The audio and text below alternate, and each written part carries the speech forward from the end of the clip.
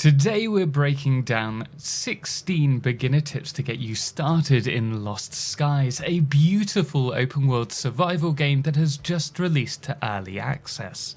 Lost Skies takes a twist on the genre of survival, with you venturing across the open skies in your own skyship, searching for resources and unlocking technology to help you take on the Heralds. And I would like to say a huge thank you to Lost Skies for sponsoring this video. So if it is your first time hearing about the game, do use the link in the pinned comment and description below to wishlist or get the game. And with it out to early access, you can expect many updates to come with new biomes perfect for yourself and friends to explore together in this game for up to 6 players. But with the intro out of the way, let's share these tips. Firstly, there is a buff system in the game. This comes in the form of food as well as a rested bonus as well. So make sure to stock up on 3 different types of food. You can see the food slots available beneath the health bar.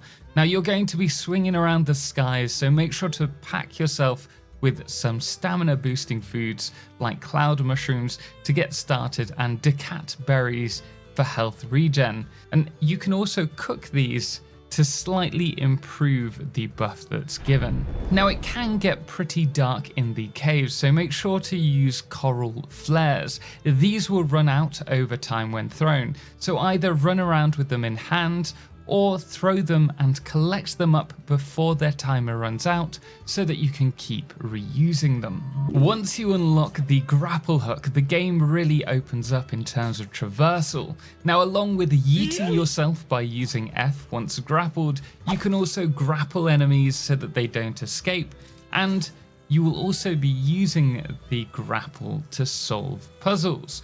Now make sure when you are doing this that you let out extra cable as you need it, and this can be done by holding control whilst walking.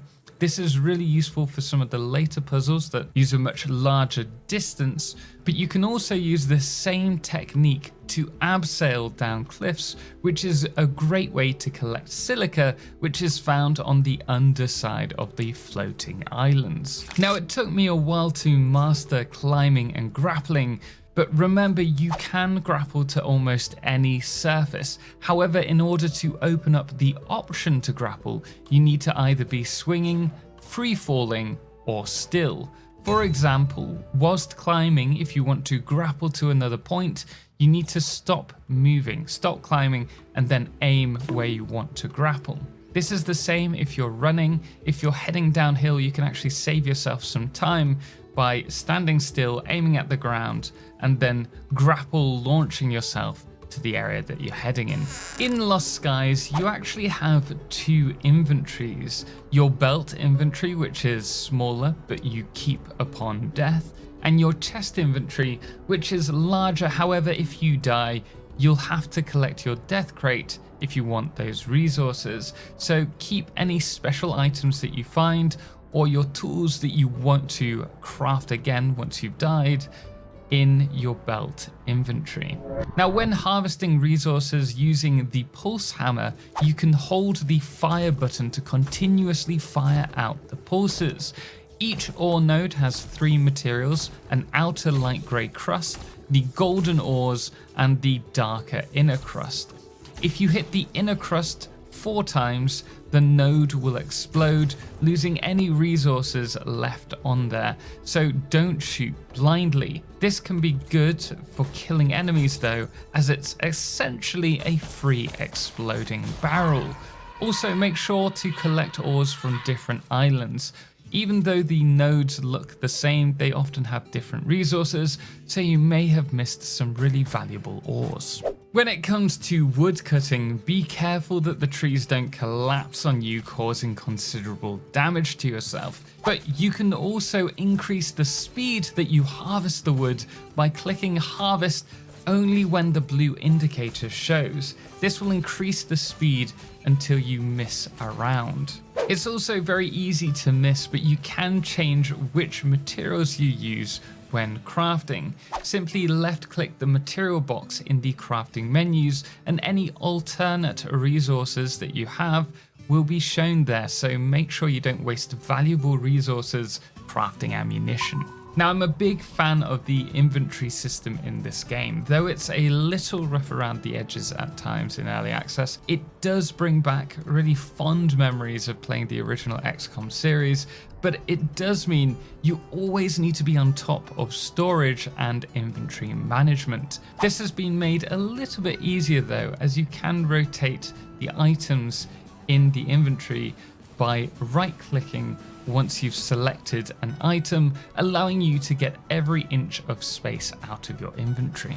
In order to unlock more technologies and progress through the game, you will need to find data slates. Now, the data safes that store them have this faint hum that you can hear when you're nearby. So if you can hear them, you may find a data safe hidden away.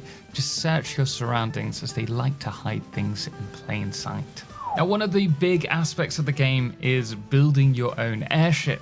You'll be able to equip it with different items, whether that's rotors, cannons, sails, or even multiple pieces of decoration. And it's part of the game that I'm truly enjoying. But I highly recommend when you're starting out, just using a blueprint rather than trying to build your own. It's going to save you time, and you'll want to rebuild it later on anyway, once you've unlocked more stuff. When using your ship, you'll be able to teleport back to it by running underneath the green rings beneath your ship and pressing E. Just make sure that your Atlas Sky core is facing inside your ship, otherwise you'll struggle getting on board. This is also great to know, as you can park your ship on land rather than in the open air, so that you can quickly return to it as and when needed. Now, when it comes to sailing, I tend to fly in third person. However, it can be difficult to tell which way the wind is flowing. Usually it's denoted by these white lines that are flying through the air, but sometimes they're flying all over the place.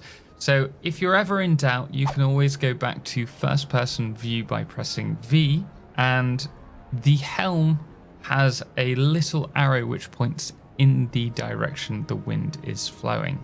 If you're like me, you'll be fixing your ship as you go, leaving a steady selection of shipyards around the world. Now, this isn't a bad thing, but if you don't want to be constantly looking for the resources to build these, then delete your buildings after use and store the resources on your ship, so that you'll always have a selection of resources to set up a temporary base as you roam throughout the world. Now, most of the enemies have some kind of weakness in this game. Always try to play to your strengths rather than theirs. Take, for example, the turret. Turrets will fire a few rounds before returning to their defensive position. In their defensive mode, they're safe, they cannot take damage. However, you can bait them into shooting at you, followed by attacking them whilst they're pausing between shots. Alternatively, if you can get onto them, you can trigger them to attack, and then you can just shoot them from behind in safety. Or underneath, I should say. In this game, your ship is your moving base, so make sure to invest in upgrading it.